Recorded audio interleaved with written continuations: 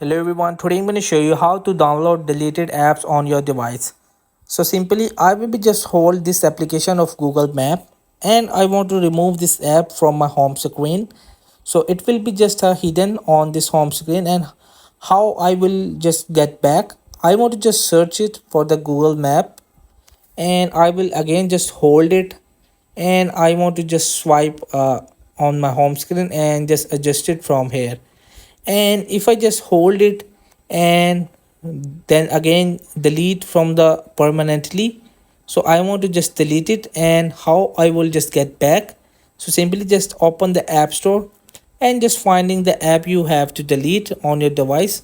So simply just have to reinstall. So in this way you will just have to download and deleted apps on your device.